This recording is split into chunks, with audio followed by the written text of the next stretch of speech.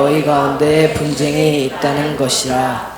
내가 이것을 말하노니와 너희가 각각 이르되 나는 바울에게, 나는 여블로에게, 나는 게바에게, 나는 그리스도에게 속한 자라 한다는 것이니, 그리스도께서 어찌 나뉘었느냐? 바울이 너희를 위하여 십자가에 못 박혔으면 바울이 너희가 신뢰를 받았느냐? 나는 그리스도 너희도 신뢰를 베풀지 아니한 것을 감사하노니, 이는 아무도 나의 이름으로 침례를 받았다 말하지 못하게 하려 함이라. 내가 또한 스데바 집에서 그에게 침례를 베풀었고 그 외에 다른 성도에게도 침례를 베풀었는지 알지 못하노라. 그리스도께서 나를 보내시면 침례를 베풀지 않으시나요? 오직 복음을 전하기 위함이라. 나의 지혜로 하려 함이라. 그리스도의 십자가 흩어지게 하려 함이라. 십자가의 도가 멸망하는 자들에게 미련한 것이요 구원을 받는 우리에게는 하나님의 능력이라. 아멘.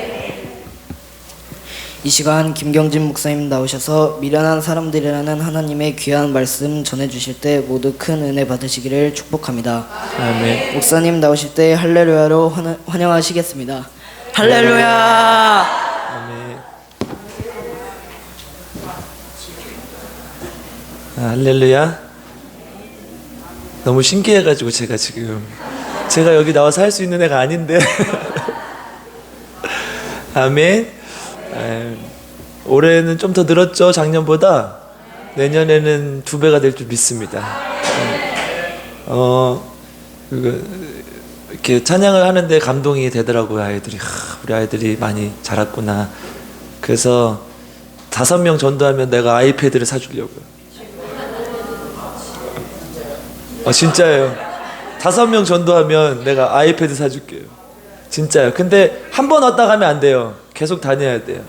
무슨 말인지 알겠죠? 5명을 정착시키면 아이패드 사줄게요. 아이패드만 사주겠어요? 한 영혼이 얼마나 귀해요. 안 그래요? 네. 여자 5명 하면 노트북 사줘야 되겠다. 여자가 없어. 네. 하나님께서 우리 교회 귀하게 복주시려 믿습니다. 아멘. 유명한 예화를 하나 소개해 드리겠습니다. 1865년에 추운 겨울날 영국의 사우스 웨일스라는 곳에서 이제 한 여인이 언덕길을 올라가고 있었어요.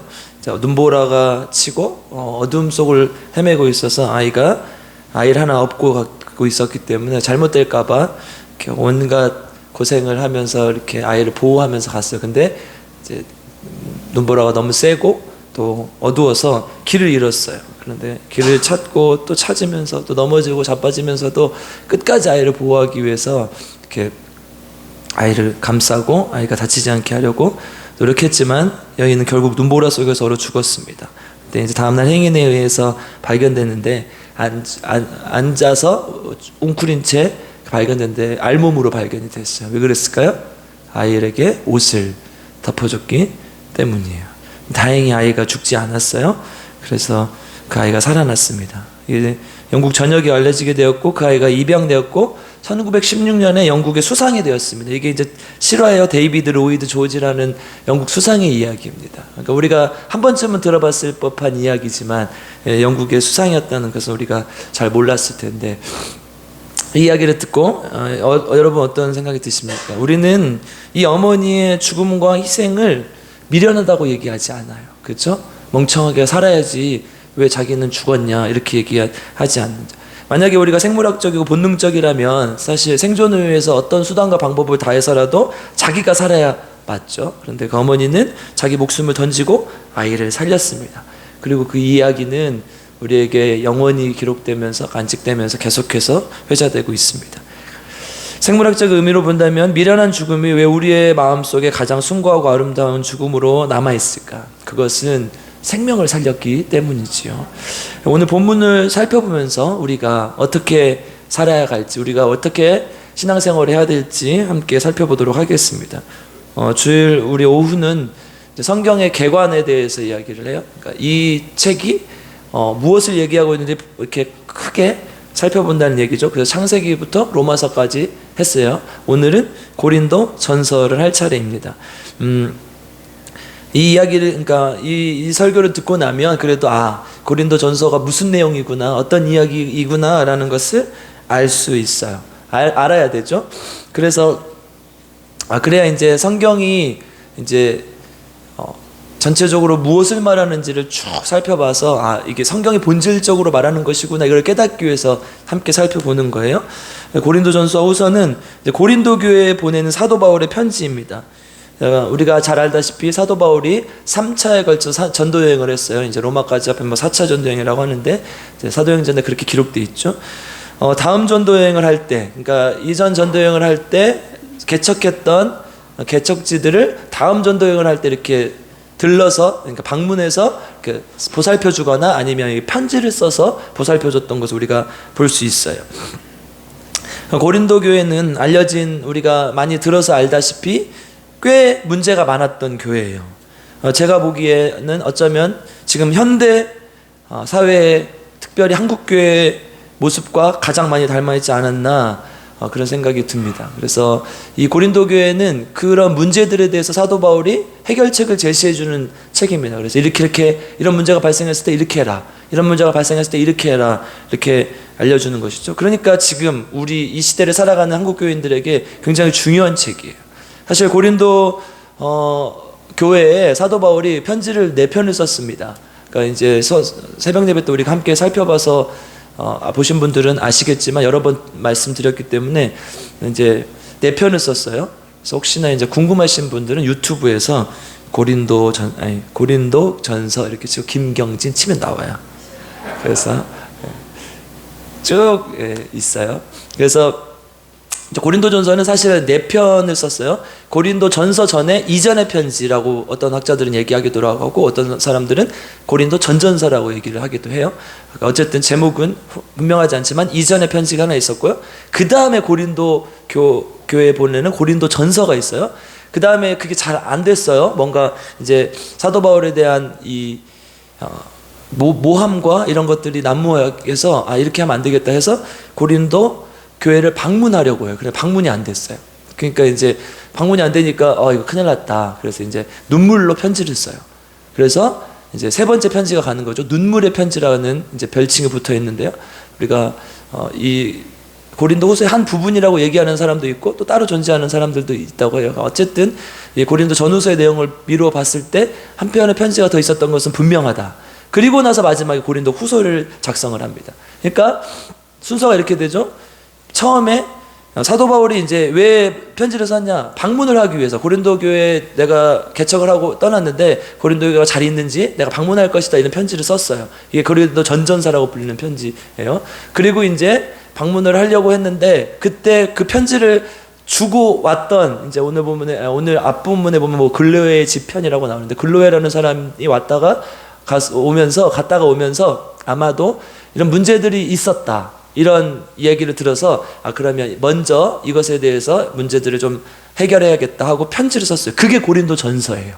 그래서 교회의 이런 여러 가지 문제들에 대해서 편지를 쓰고 그 다음에 이제 방문을 하려고 했는데 방문이 막혔어요. 그리고 나서 눈물로 편지를 써요. 내가 너희들한테 사역을 이렇게 했다. 나는 거짓으로 하지 않았다. 오직 복음만을 위해서 달려왔다. 그리고 눈물로 편지를 써요. 그게 좀 먹혀요. 그래가지고 이제 내가 마지막으로 방문하겠다 하면서 고린도 후서를 쓰고 나서 방문을 하고 이제 3차 전도 여행을 마무리하고 돌아오게 됩니다. 그러니까 이런 순서대로 되어 있는데, 오늘 고린도 전서는 제가 방금 설명을 드렸듯이 고린도 교회의 문제들에 대해서 써요. 고린도 교회에 어떤 문제들이 있었냐를 알려면 고린도 교회가 어디 위치에 있었는지를 우리가 알아야 돼요. 그러니까 고린도 지역은 우리가 하다가 제가 생각났어요. 제가 깜빡 잊고 제 거에다만 보내놓고 안 지금 보내드릴까요? 네, 좀 보내주시면 이해하시죠? 잠깐만요. 제가 제 거에다만 보내놨어요.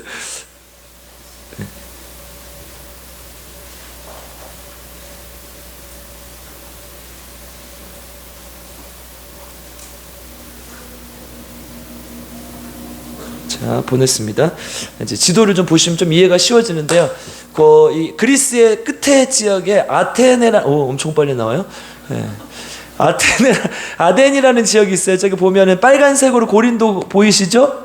그 옆에 오른쪽에 보면 아덴이 있어요. 아덴. 그러니까 지금의 아테네예요. 그리스의 지금 수도죠. 그러니까 그리스 철학이 아주 꽃피웠던, 아주 발달했던 지역이에요. 고린도를 보시면 그 바로 거의 근처에 있고요. 그 다음에 이 지역이 항구였다는 것으로 알 수 있죠. 바다랑 접해 있다는 걸 우리가 알 수 있죠. 그러니까 이 지역은요, 두 가지, 이 지도만 가지고도 우리가 두 가지 사실을 미루어서 알 수 있어요. 첫 번째는 아덴에서 그 발달했던 그리스 철학이 굉장히 발달했을 것이다, 영향을 받았을 것이라는 것과, 두 번째, 항구 도시였기 때문에 아주 잘 살았을 것이다. 왜냐하면 당시에 중개무역을 통해서 굉장한 부를 누렸던 곳이라고 기록되어 있어요. 그래서 로마의 몇 손가락의 안에 드는 아주 큰 도시였어요. 그러니까 이제 이 고린도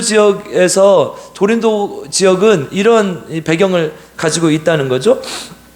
이제 성경에 보면 이 고린도 아덴 이쪽을 아가야 지방이라, 우리 전라북도 전라남도 부르듯이 한 아가야 지방, 그래서 아가야로 가겠다 하는 것은 대부분 고린도로 가겠다는 것을 얘기하고요. 위에 보면 데살로니가, 빌립보, 이 지역을 그 옆에 보면 보라색 글씨로 마게도냐라고 써 있죠. 이게 이제 전라남도에 해당하는 마게도냐라는 지역의 개념이에요. 그래서 위쪽을 마게도냐 지역, 밑에를 아가야 지방이라고 불렀습니다. 그러니까 이 지역을 지금 이제 사도 바울이 전도하고 편지를 썼던 거죠. 그러니까 고린도는 이런 곳이었어요. 국제 무역이 발달했고 상업 도시였고, 또 헬라 철학이 발달해 있었던, 그리고 그리스의 4대 경기가 있었던 것이 있어요. 우리가 올림픽 제전 아시죠? 올림피아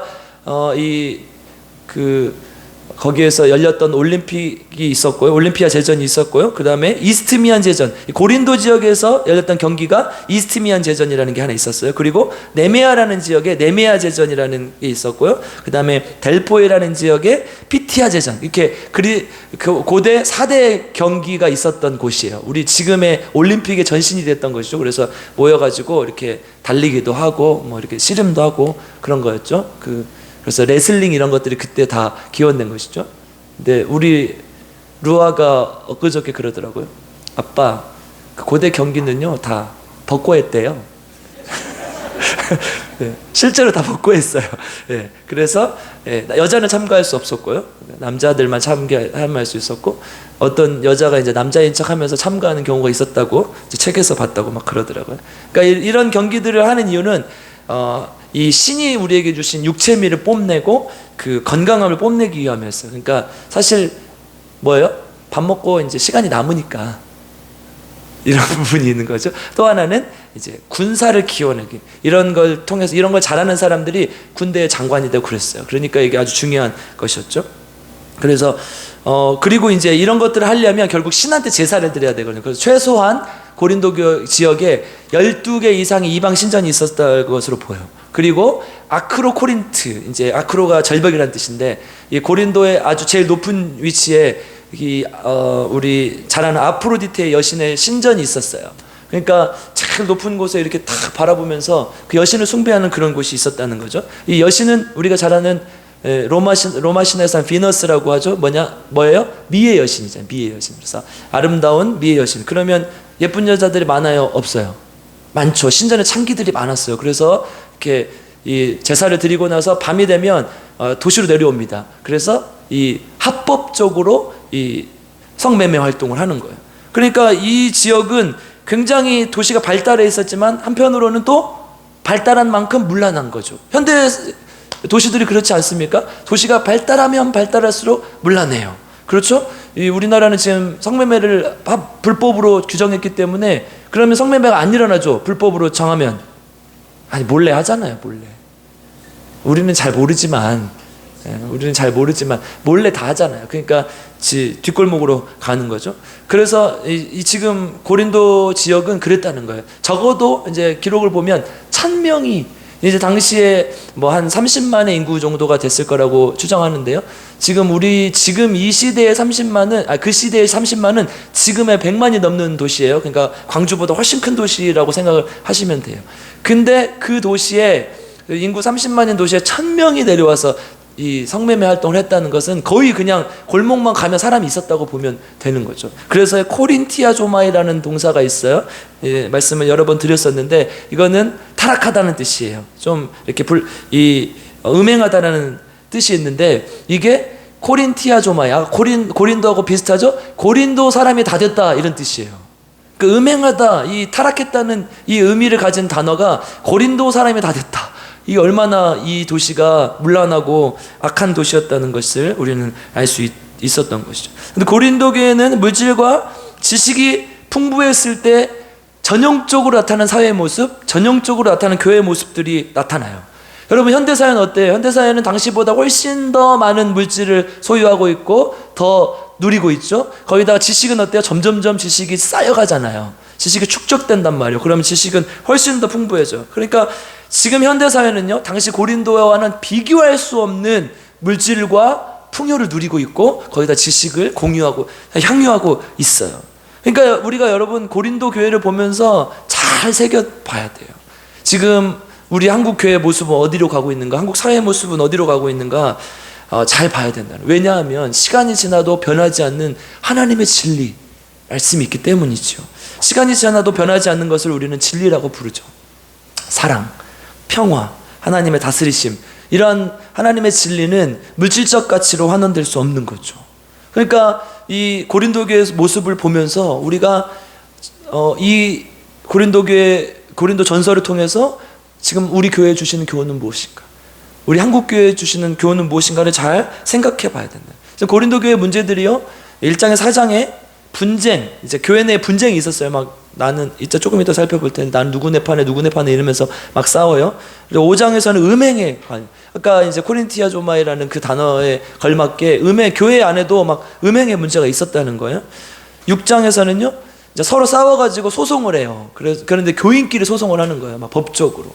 그리고 우리 교회는 다행히 그런 일이 없지만, 제가 전에 있었던 교회에서 얼마 전에 연락이 왔는데 한 권사님 핥혀가지고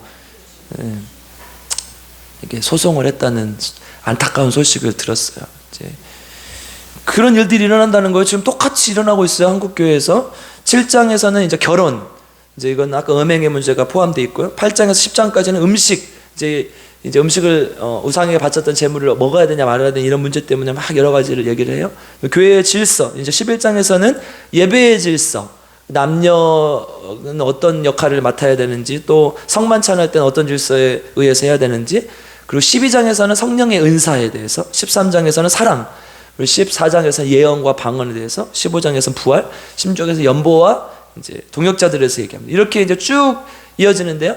대부분의 내용이 뭐예요? 교회의 문제들에 관한 거예요. 아까 음행, 당파의 문제, 소송의 문제, 또 결혼의 문제, 교회 질서의 문제, 이런 문제들이란 말이죠. 그래서 고린도 교회의 주요 내용을 한마디로 정리해 본다면, 교회에 나타난 문제들에 대해서 어떻게 할 것인가, 어떻게 처리할 것인가, 이게 고린도전서의 주요한 내용이라는 거예요. 굉장히 이성적이고 합리적인 대안을 사도 바울은 성경적으로 제시를 합니다. 그런데 그것을 이제 1장부터 16장까지 쭉 써놨지만, 쭉 들여다보면 그것을 관통하는 한 가지 원칙이 있어요. 오늘 본문을 통해서 우리가 한번 살펴보겠습니다. 오늘 본문의 문제를 먼저 볼까요? 11절 12절 한번 읽어보겠습니다. 11절 12절 읽겠습니다. 시작.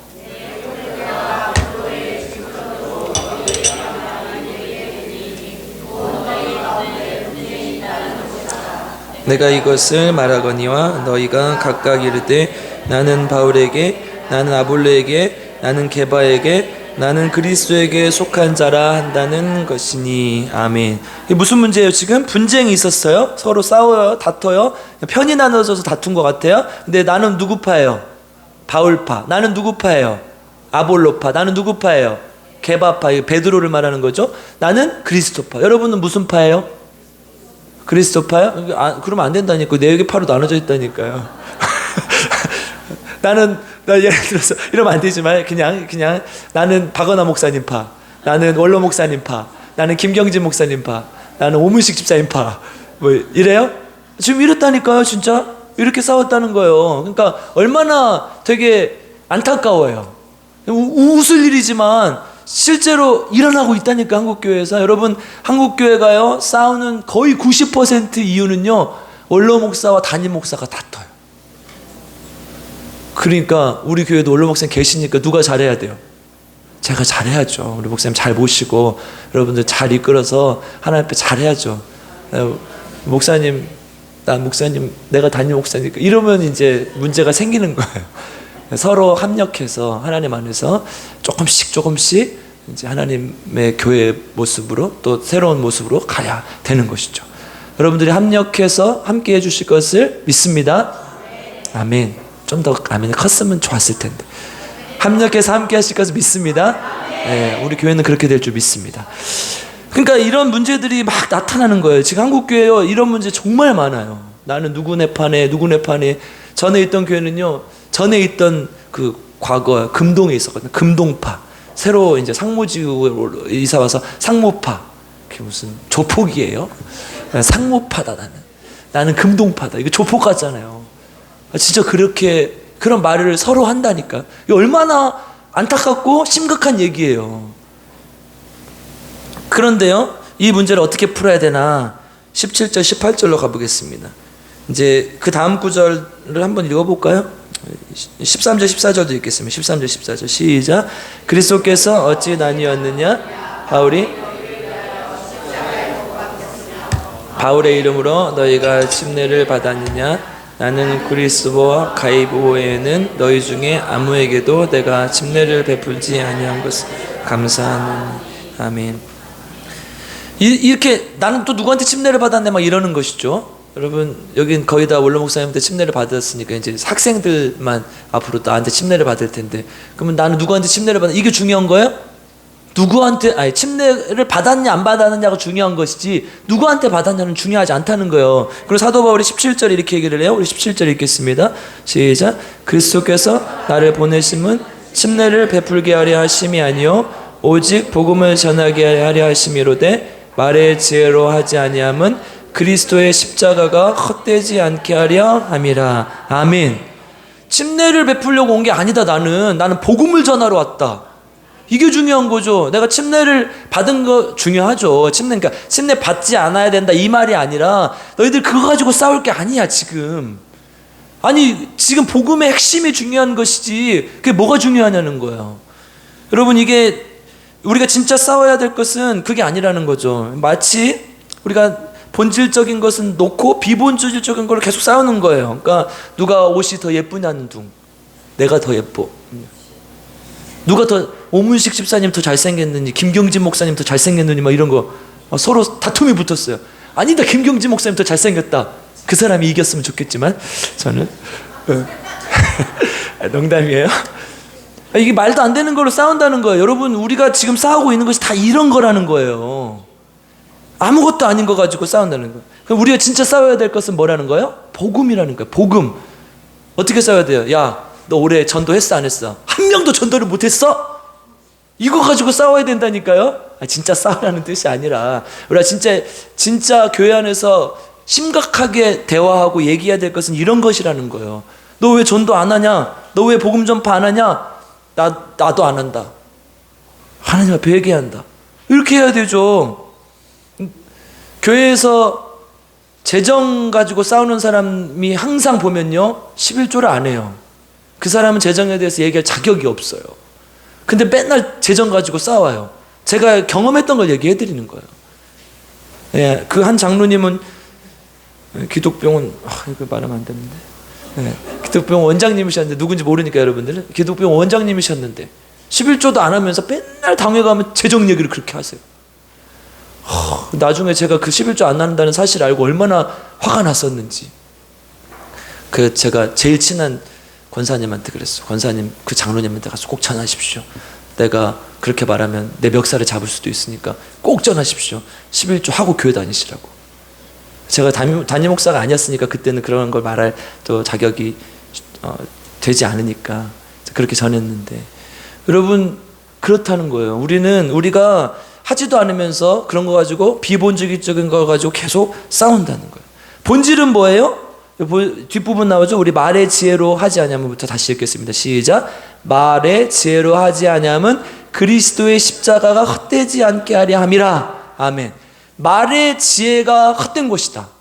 계속 말로 싸우는 거예요. 이게 중요하다, 이게 중요하다 하면서. 그런데 진짜 중요한 건 뭐예요? 십자가라니까, 십자가. 여러분, 이 지혜라는 이 단어가요, 우리가 잘 아는 이제 소피아, 우리 옛날 소크라테스 이전에 철학자들을 소피스트라고 우리가 불렀었죠. 그래서 그게 이제 이 단어의 어원인데요. 이 뭐냐, 세상적인 지식을 말하는 거예요. 그러니까 세상적인 지혜가 아닌 예수 그리스도의 십자가로 살아가는 것, 이게 교회 문제를 해결할 수 있는 유일한 길이라는 거예요.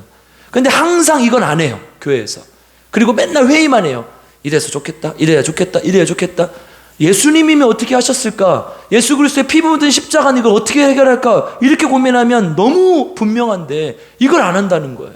계속 사회법을 가지고 오고, 세상은 이렇게 한다, 뭐 한다 그러면서 당회 회의를 막 6시간씩 7시간씩 해요. 막 진짜 쓰러질 때까지. 이게 말이 되는 것이냐는 거예요. 그러니까 지금 우리는 어떤가?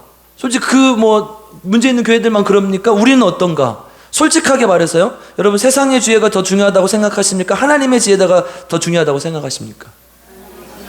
진짜 그렇게 그러면 살아가고 계십니까? 설교 그만해도 되겠네. 네. 우리가 진짜 솔직해져 보자고. 우리 이제 공부방 하는데, 우리 친구들 잘 들어야 돼. 이제 공부방 하는데 어떤 친구가 그러더라고요. 금요일날 공부 잘하면 다 끝이에요. 여러분, 진짜 그래요? 공부 잘하면 다 끝이 아니라니까요. 우리의 솔직한 생각이 사실 그래요. 아니, 그 친구를 지금 나무라는 게 아니라 우리의 솔직한, 그 친구 아주 되게 솔직하게 얘기한 거예요 지금. 그러니까 우리의 솔직한 생각이 그래요. 공부 잘하면 끝이다. 여러분, 아이들 그렇게 가르치지 않아요? 공부만 잘하면 된다, 공부 잘해라, 그렇게 가르치지 않아요? 근데 그 끝이 아니라니까요. 여러분, 제가 제 주위에 공부 잘하는 사람 진짜 많아요. 전남대 우리 병원 우리 박 목사님 다니시고, 우리 아내도 거기가 수술하고 그랬는데, 안타까운 얘기지만 우리 공부 제일 잘하셨던 우리 의사 선생님 이번에 췌장암 걸리셨다고 그러더라고요. 사기. 공부 잘한다고 되는 게 아니라니까. 우리가 안 되는, 우리 힘으로 안 되는 게 너무 많아요. 인간은 자연의 거대한 힘 앞에서 아주 작은 존재예요. 아무것도 할 수 없는 아주 작은 존재예요. 그 자연을 만드신 분은 누구예요? 창조주 하나님 아니십니까? 여러분, 이게 세상의 지혜가 하나님의 지혜를 이길 수 없다는 명백한 증거라는 거예요. 그래서요, 18절에 이렇게 얘기를 해요. 우리 18절 읽겠습니다. 시작. 십자가의 도가 멸망하는 자들에게는 미련한 것이요 구원을 받는 우리에게는 하나님의 능력이라. 아멘. 십자가의 도가 믿지 않는 자들, 멸망하는 자들에게는 미련한 것인데, 그런데 구원을 받는 우리에게는 힘과 능력이라는 거예요. 하나님 없이는 못 산다는 거예요. 여러분, 진짜 십자가의 도가, 우리 주일학교 이제 다음 세대 헌신 예배니까 진짜 세상의 지혜, 공부가 아닌 십자가의 도가 하나님의 힘과 능력, 나의 힘과 능력이 되냐는 거예요. 여러분, 그렇게 살으라고 교회 다니는 거예요. 여러분, 나는 우리 주일학교 다음 세대 아이들이 다 그렇게 살았으면 좋겠어요. 세상은 그게 좋다고 하고, 세상은 이게 최고라고 하지만 하나님의 능력과 하나님의 말씀이 우리 삶을 하나님께로 인도해주고 우리 삶을 성공적으로 이끌 수 있다는 것을 꼭 믿었으면 좋겠어요. 왜 그러냐? 요한복음 5장 24절. 요한복음 5장 24절 같이 읽겠습니다. 시작. 내가 진실로 진실로 너에게 이르노니 내 말을 듣고 또 나 보내신 이를 믿는 자는 영생을 얻었고 심판에 이르지 아니하나니 사망에서 생명으로 옮겼느니라. 아멘. 예수님을 믿고 예수님을 따르는 자는 생명을 얻었다는 거예요. 여러분, 이게 생명에 관한 문제이기 때문에 그런 거예요. 예수님이 죄악 때문에 죽었던 우리를 살려주신 거라는 거예요. 이거보다 더 중요한 게 있어요? 그런데 우리는 계속 공부만 하려고 하고 계속 그러나요? 여러분, 우리 공부방 하는 이유는 뭐냐면, 여러분들이 이 믿음을 가지고 세상 속에서 승리하라고 공부하는 것이 공부가 전부라고 공부를 하는 게 아니에요. 여러분, 와서 맨날 축구 하잖아요. 공부 20분 하고 축구 1시간 하는 거 내가 모를 줄 알아요? 그럼에도 불구하고 공부방을 하는 이유는 하나님의 말씀이, 예수 그리스도의 십자가가 우리를 살렸기 때문에, 이거 외에는 아무것도 없다는 거예요. 5장, 우리 오늘 본문에 5장으로 1장 21절로 한번 가보겠습니다. 21절 읽겠습니다. 시작. 하나님의 지혜에 있어서는 이 세상이 자기 지혜로 하나님을 알지 못함으로 하나님께서 전도에 미련한 것으로 믿는 자들을 구원하시기를 기뻐하셨도다. 아멘. 세상의 지혜로는 알지 못해요. 우리의 비밀을. 오직 하나님의 십자가로, 예수 그리스도의 십자가로만 하나님의 도를 알 수 있는 거예요.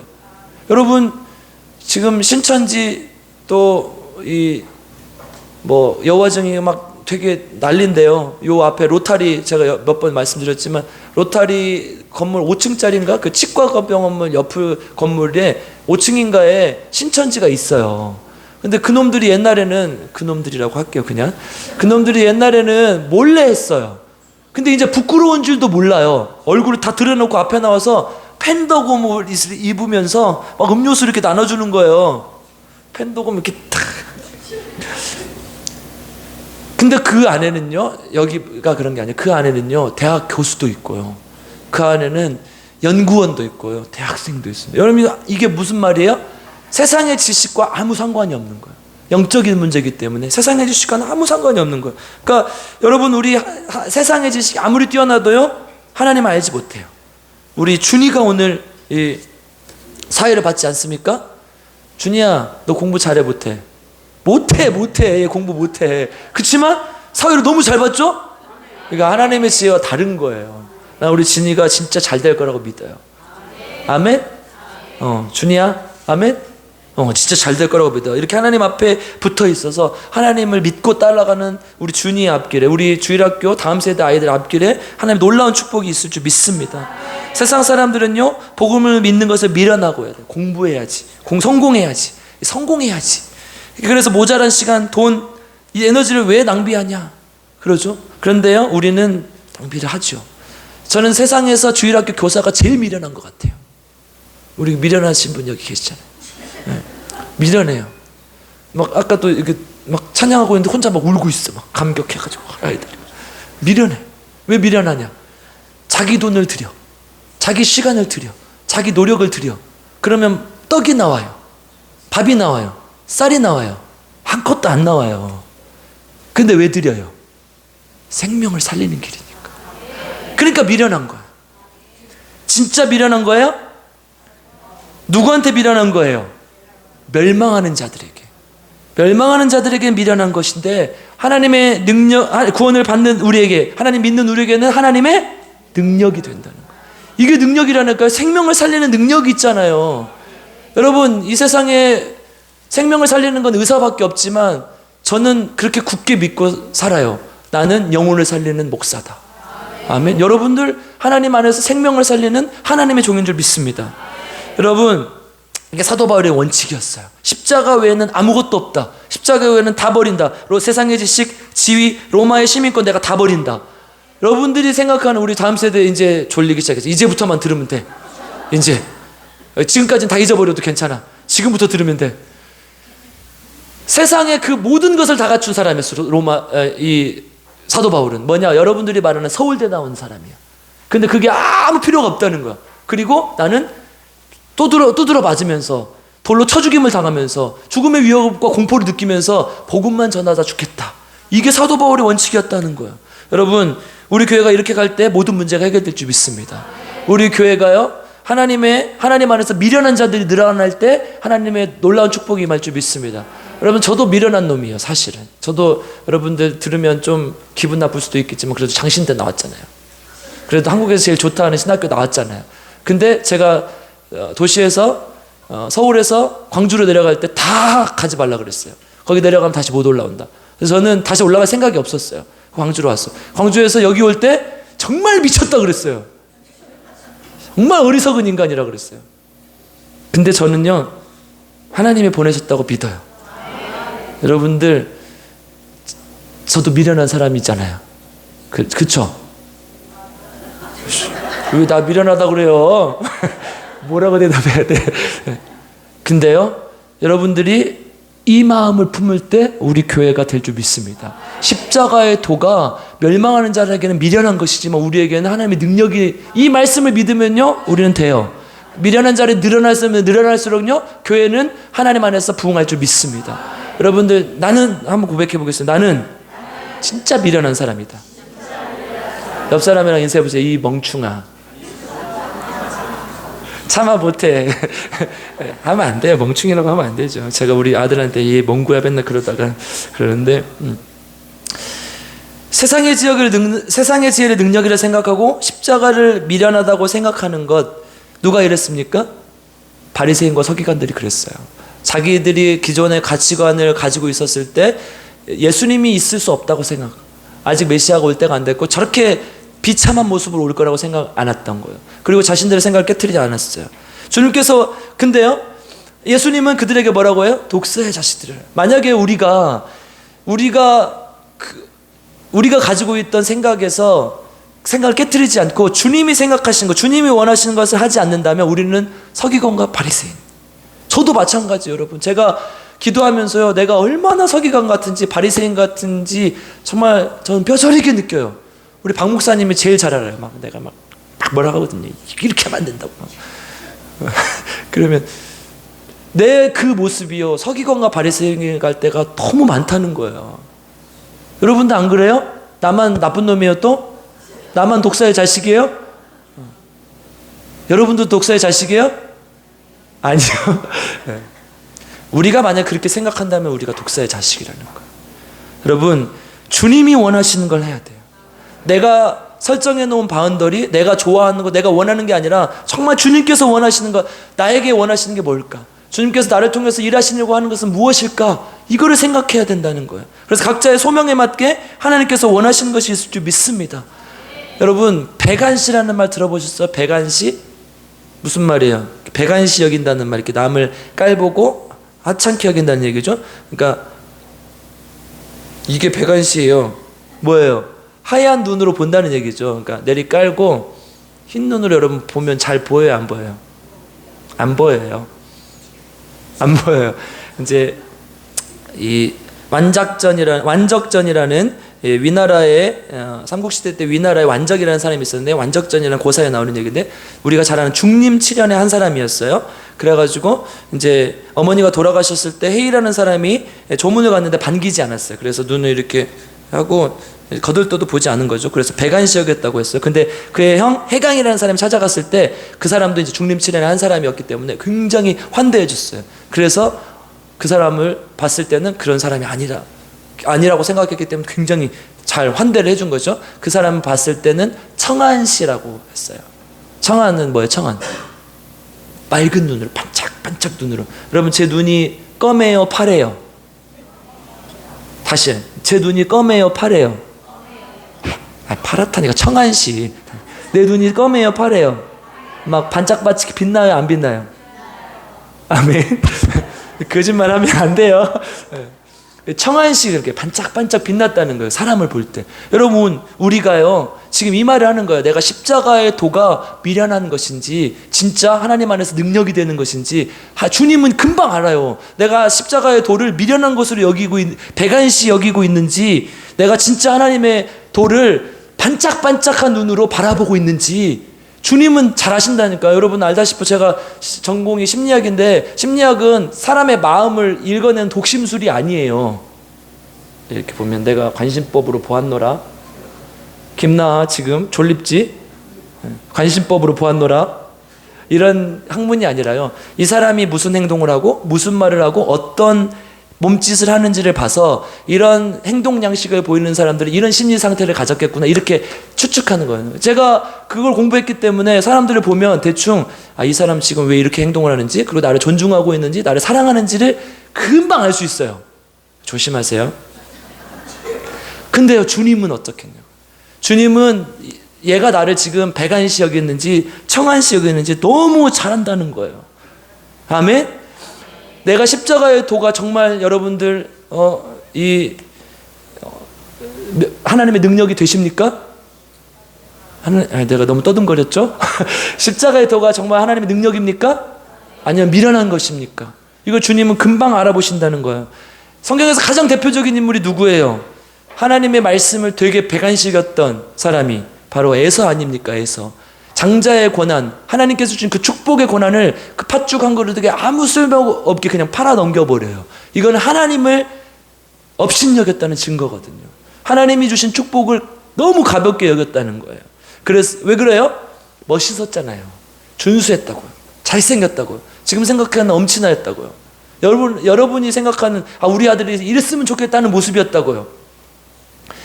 여러분 잘생기고 돈 많고 멋있는 정우성이랑 살래요? 아니면 정우성이 아들이었으면 좋겠어요? 별로 잘생기지도 못하고 그냥 그런 제가 아들이었으면 좋겠어요. 큰일 났네.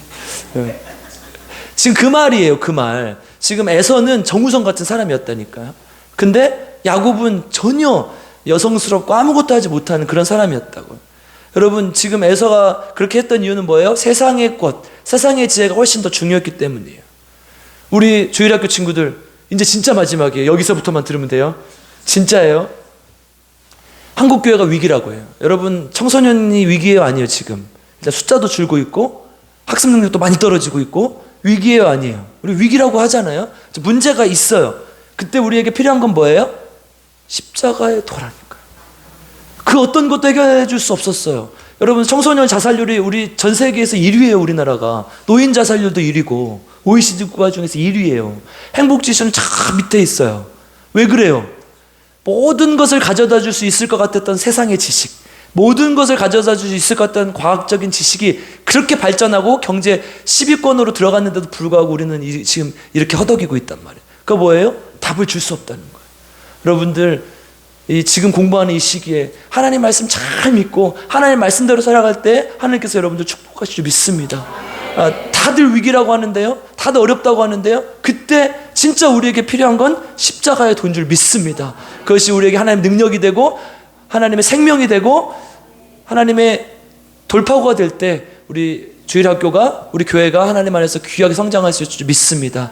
그런 교회가 되기를 주님의 이름으로 간절히 축복하고 기도합니다. 우리 함께 찬양할 텐데요. 사명. 저는 이 찬양을 할 때마다 마음이 참 무거워요. 내가 이렇게 살지 못하는데 이 찬양을 해도 될까? 해도 될까요? 안 될까요? 이 미련한 길을 따라가는 거죠. 예수님이 지신 십자가의 길, 이 미련한 길을 따라가는 거잖아요. 그렇게 살겠다고 다짐하면서. 그래도 안 돼요. 우리가 어려워요. 그렇게 해도 사명대로 살기가 힘들어요. 그럼에도 불구하고 하나님 앞에 고백하면 좋겠습니다. 주님, 내가 그 십자가의 길, 미련한 길이라고 하는 그 길을 따라가는 주님의 종이 되게 해주시고 우리 교회가 그 미련한 짓을 하는 교회가 되게 도와주시옵소서. 우리 함께 찬양하면서 결단하겠습니다.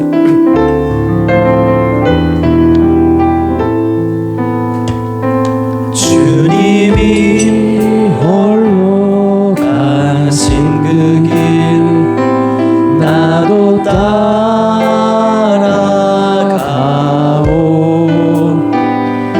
모든 물과 피를 흘리신 그 길을 나도 가오. 험한 산도 나는 괜찮소. 바다 끝이라도 나는 괜찮소. 죽어가는 저들을 위해 나를 버리길 바라오. 아버지 나를 보내주오. 나는 달려가겠소.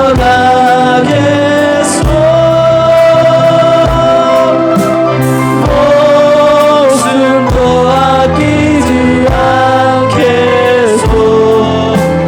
나를 보내주오.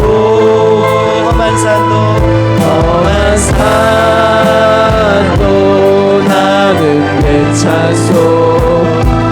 바다 끝이라도 나는 괜찮소. 죽어가는 저들을 위해 나를 버리길 바라오. 아버지 나를 보내주오. 나는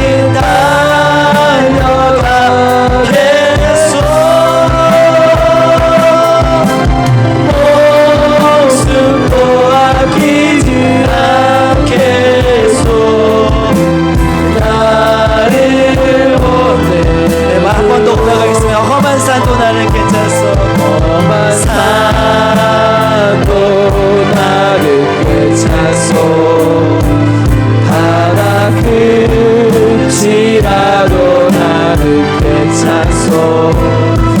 죽어가는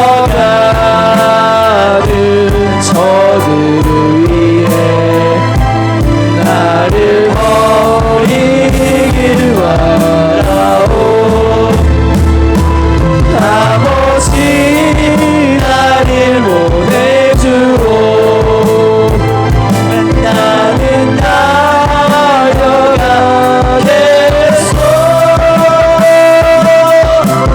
모습도 아끼지 않겠소. 나를 보내주오. 우리 함께 한 목소리로 기도하겠습니다. 하나님, 우리는 미련한 자들이 되겠습니다. 기꺼이 주님께서 가신 그 길을 걸어가겠습니다. 하나님, 모두 다 우리를 미련하다고 하지만 저 길은 아무 소용없다, 저 길을 가봤자 쓸데없는 짓이다, 미련한 짓이다 라고 얘기하지만 우리는 예수님의 길을 따라갈 수 있게 도와주시옵소서. 특별히 다음 세대 헌신 예배를 드리며 다음 세대에게 투자하고 내 자식도 아닌데 저들에게 잘해줘봤자 무슨 소용이 있겠냐 하는 세상의 조롱과 세상의 기우, 하나님 다 뒤로하게 하시고 하나님의 말씀대로 다음 세대에 물 붓듯이 쏟게 하시고 다음 세대에게 하나님 물 빠진 독에 물 붓듯이 물을 부을 수 있도록 주님 도와주시옵소서. 그래서 하나님, 우리 교회 소망이 있게 하시고 미련한 자들이 많아질 수 있도록 도와주시옵소서. 하나님의 놀라운 능력을 나타내는 교회 되게 도와주시옵소서. 험한 산도 달려가겠소. 바다 끝이라도 나는 괜찮소. 하나님 앞에 고백하며 하나님 앞에 나아가는 귀한 주님의 종들이 되게 도와주시옵소서. 우리 주여 세 번 부르고 다시 한번 결단하며 기도하겠습니다. 주여, 주여, 주여. 하나님 도와주시옵소서. 하나님, 세상 사람들은 우리를 욕하고 손가락질하고 우리를 조롱하시고 하나님, 우리는 하나님의 길을 쫓아가는 자도 되게 도와. 내가 선전의 노마음거리 내가 사도 바리새인과 서기관처럼 살진 않았는지 다시 한번 주님 앞에 고백하고 주님 앞에 나아갈 수 있게 도와주시고 하나님께 영광을 돌리며 하나님께 온전히 나오는 귀한 주님의 자녀를 주시고 주여 아버지 하나님 불쌍히 여겨주시고 붙들어주시고 아버지 하나님, 우리가 사명을 위해 하나님 바다 끝이라도 하나님 달려갈 수 있는 하나님 십자가를 지고 갈 수 있는 가는 길이라도 쫓아가는 귀한 주님의 종들에게 험한 산이라도 나는 괜찮소. 앞에 나갈 수 있도록 도와주시옵소서. 그래 아버지 하나님, 미련한 자들이라고 하나님 자기 자식 품에 품고 죽었던 사람이 생물학적으로 학술적으로 보면 미련한 자일 수 아무도 미련한 자라고 욕하지 않습니다. 우리 하나님, 하나님의 길을 가는 다음 세대를 짊어지고 가는 하나님의 종들이 되게 하시고 미련한 자들 될 수 있게 주님 역사하시고 있어요. 아버지, 오늘 불쌍히 여겨주시고 함께하여 주시고 성령의 능력으로 하나님께 나아가는 귀한 주님의 자녀들 되시고 주여 도와주시고 붙들어 주시옵소서.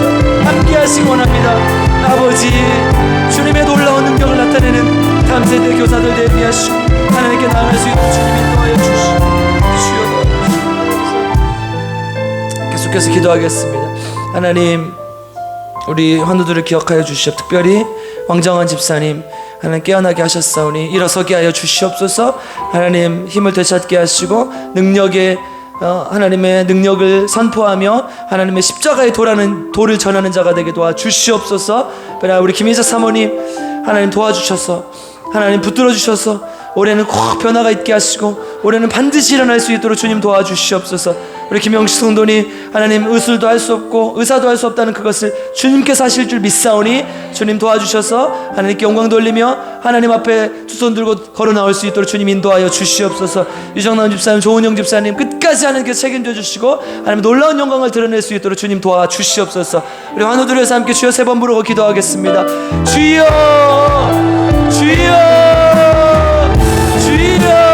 하나님 감사. 하나님, 우리는 미련한 자들, 우리 아무것도 할 수 없는 하나님 앞에 부족한 자들, 그러나 하나님 간절히 구하기는 주님을 온전히 섬기고 주님께 나아가는 귀한 종들이 오니 주님 도와주시고 하나님 안에서 기도의 제목이 들어옵니다. 아버지, 밑도 끝도 보지 않고 뒤도 돌아보지 않고 주님 앞만 바라보며 주님 안을 바라보며 기도하게 하시고 걸어갈 수 있는 하나님의 자녀들 되게 도와주시고 성령의 능력을 나타내시고 왕정화 집사님 일어서게 하여 주시고 왕정화 집사님 깨끗하게 낫게 하셔서 하나님의 자녀들을 구원하여 주시고 많은 영종도에 죽어가는 죽어가는 사람들에게 복음을 전할 수 있도록 주님과 함께하여 주시오. 김혜자 사모님 반드시 일어나게 하여 주시오. 아버지 하나님, 우리 알 수 없는 그때를 주님 앞에 간절히 구하며 기도하오니 주님 붙잡아 주셔서 일어나게 하여 주시오. 도와주시옵소서.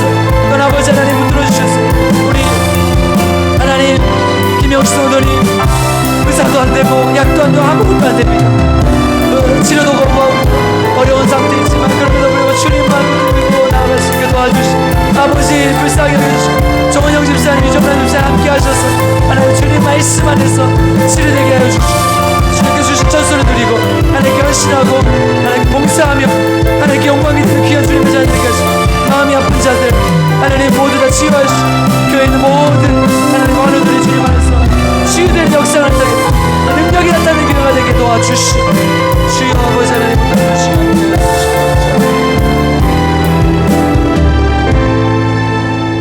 사랑과 은혜가 풍성하신 아버지 하나님 감사를 드립니다.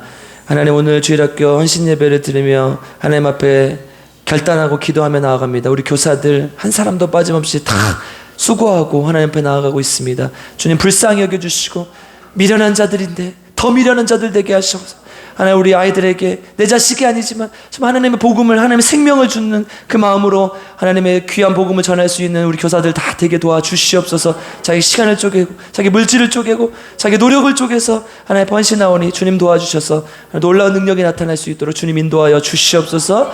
교회가 살아나가 하나님의 다음 세대가 일어나는 역사가 나타날 수 있도록 주님 인도하여 주시옵소서. 감사를 드리며 우리 구주 예수 그리스도의 이름으로 간절히 기도드리옵나이다. 아멘. 광고하겠습니다. 우리 계속해서 원로 목사님과 함께하는 성경 공부 진행 중이고요. 다음 세대 헌신 예배, 우리 다음 세대 여러분들의 많은 기도와 또 후원이 필요합니다. 생각나실 때마다 기도해 주시고 하나님 안에서 또 후원해 주시고 싶은 마음이 생기시면 또 후원도 해 주시길 부탁드립니다. 내일부터 월, 화, 수 동북교회에서 기독교연합회, 남원 기독교연합회 부흥회가 있습니다. 오셔서 같이 은혜 받으실 분들은 7시까지 교회로 와주시고 근처에 사시는 분들은 7시 반까지 동북교회로 오시면 되겠습니다. 하지 말라 그랬는데 둘째 날은 우리 박은하 목사님이 성경 봉독자세요. 그래서 성경 봉독 하시니까 오셔서 같이 기도해 주시고 또 응원해 주시길 부탁드립니다. 안 오실 것 같아요. 아멘. 특별히 이제 수요 예배 없으니까요. 거기서 같이 드릴 거니까 꼭 다 오시길 부탁드립니다. 그리고 교육자 방문 예배 이거 꼭 하셔야 돼요, 여러분. 그래서 교육자들이 찾아가서 그 가정의 사정을 알아대고 또 그래야 기도해 줄 수 있으니까요. 숟가락이 5개였는데 4개가 될 수도 있잖아요. 그죠? 이 집에 인삼 숟가락이 있었는데 하나 사라졌네? 그거 알아야 돼요.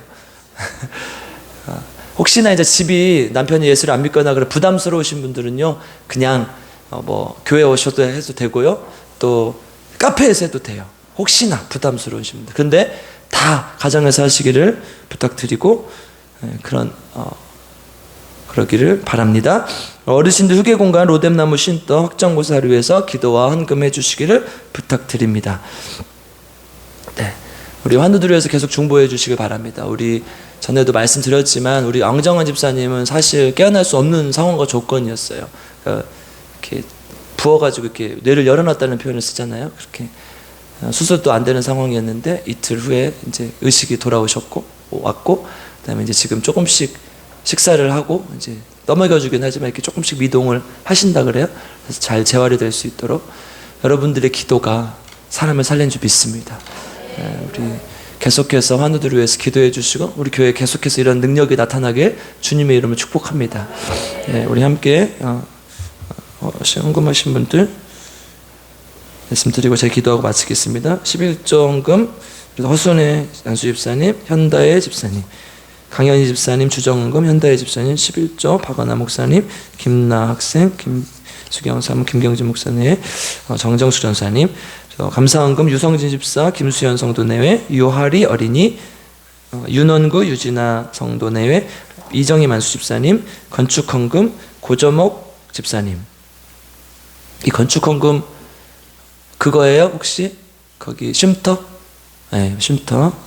그 다음에 다음 세대 헌금 필그림 세대 다음 것 주님 살게 하소서. 김경진 만수 집사님, 구별하여 거룩히 다음 세대를 드리게 하시고 영광을 위하여 써주십시오. 박원하 목사님, 우리라 하는 주님의 것은 주님의 영광 위해 사용없어서. 김나 학생, 우리 하는 주님의 것은 주님의 영광 위해 써주십시오. 김리아 학생, 주님께 늘 감사하며 주님을 찬양하게 하소서. 김학섭 집사님, 김누아 어린이 다음 세대 헌신예배 감사헌금, 희마엔 어린이, 오문식 안수 집사님 다음 세대 헌신예배 감사헌금, 장정숙 전도사님, 하나님 아버지 영육혼을 강건하게 하시고 주님께 영광 돌리게 앞서서 감사헌금 드리셨고요. 유해찬 학생 헌신예배 감사헌금, 김산 학생, 박하빈 학생 예수님 만나게 해주세요. 이승원 어린이 감사대 감사헌금. 유해찬 2개 하셨어요? 맞아요? 유해찬이 2개인데 헌신예배 감사헌금이고 이거는 주일학교 헌신예배 다음 세대 헌신예배하고 주일학교 감사 2번 했으니까 2번 하세요. 예수님 만나게 해주세요. 그 다음에 유혜준 어린이, 김은미 집사님, 예수님 뜨겁게 만나게 해주세요. 뜨겁게 만날 줄 믿습니다. 왜 근데 아들은 그냥 만나고 엄마만 뜨겁게 만나요? 현다빈 집사님, 현다혜 집사님, 허순희 안수 집사님, 최현식 성도님 감사헌금 드리셨습니다. 기도하겠습니다.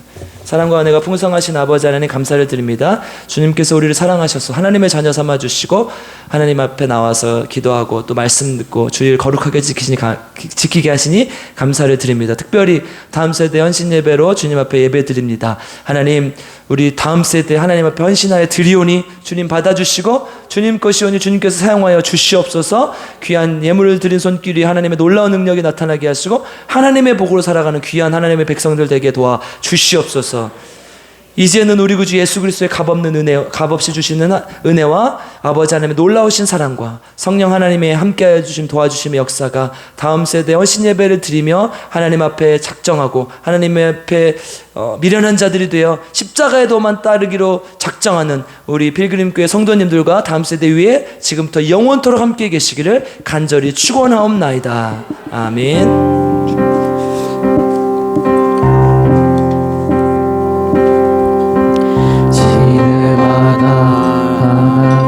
선택하신다. 정결하게 준비된 사람. 시대마다 하나님은 선택하신다. 주의 뜻 행하는 사람. 시대마다 하나님은 선택하신다. 정결하게 준비된 사람. 시대마다 하나님은 선택하신다. 주의 뜻 행하는 사람. 한 사람 통해 하나님 일하시네. 한 사람 통해 주의 뜻 이루시네. 한 사람 통해 복음 전케 하시네. 나도 주의 한 사람 되게 하소서. 나도 주의 한 사람 되게 하소서.